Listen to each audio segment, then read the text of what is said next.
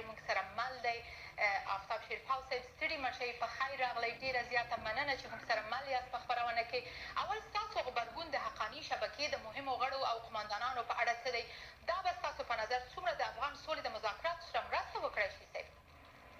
ډېره مننه زما په خیال د افغانستان دا مذاکرات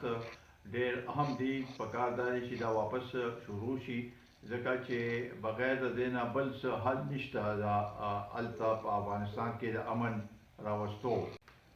په دواړو سترګو د افغانستان او پاکستان ترمنځ د بې اعتمادۍ مسله خو ټولو ته معلومه ده او یو علت یې همدا شبکه ده او د همدې شبکې فعالیتونه په افغانستان کې آیا دوی به په خپلو ژمنو چې وایي بیا به دغو تروریستي فعالیتونو ته دوام ورنه کړي دغه ژمنو ته وفاداره پاتې شي او که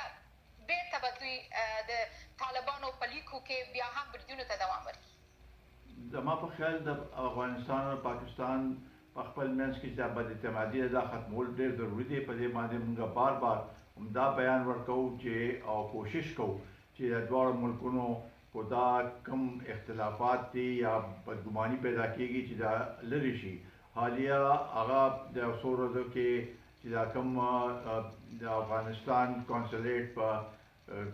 پېښور کې بند شو او څه واقعات په کابل کې وشو دلته نو زمونږ خو دا خواهش دی چې دا اختلافات لرې شي او د دې لپاره د دې ځای د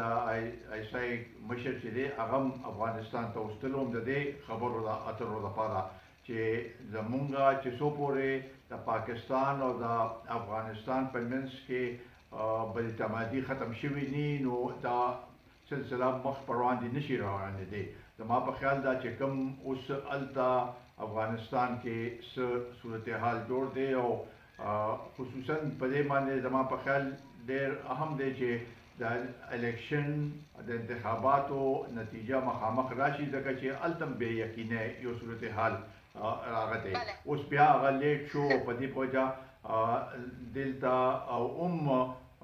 په افغانستان کې دا بې یقیني صورتحال دی او د هغه لرې کولو لپاره ضروري ده چې د دواړو ملکونو چې نوې هر څوک چې رئیس جوړیږي چا په حق کې هغه کېږي چې هغه راشي او خپل منصب باندې کښېني او د دواړو ملکونو دوباره هغه بحال شي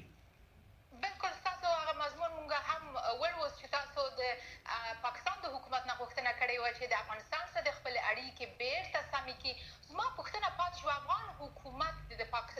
البته افغان حکومت وایي چې طالبان د پاکستان سره د خپلو اړیکو وضاحت ورکړي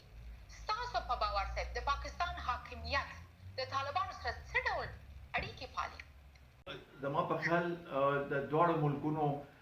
په درې هغه باندې سطح باندې په دې کې پیش قدمي کول پکار دي یو حکومتي سطح باندې بل د دواړو ملکونو چې کوم د افسرانو افسرشاهي په منځ کې هغه پکار دی او درېیم د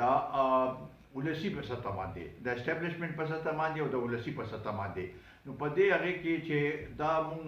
مخکې په دې کې هغه کړې ده په هغې کې د دواړو پارلیمنټو هم یو رول دی یو هغه دی کردار دی چې هغه هم شروع شي واپس او د دواړو ملکونو یو بل سره تلل راتلل شروع شي نو دې سره به ډېر فرق پروزي اوس دا تېر یو څو میاشتو داسې بالکل هېڅ دی کې هغه نه دی شوی د رئیس جمهور چې دلته راغلو پاکستان ته نو یو ډېر ښه فضا جوړه شوې وه او هغې نه پس پاکستان د تورخم بارډر چې دی هغه 40 ګنټې کولو یې کړو نو دې سره هغوی په دې باندې خوشحاله وو زموږ محترم ملاقات شوی و ډېره مننه صاحب بله کور ودان له تاسو نه ډېره زیاته مننه بریالي اوسئ زه فکر کوم چې یو څه ستونزې هم دي تخنیکي نو له تاسو نه د زړه له کومې مننه کوو بریالي اوسئ صاحب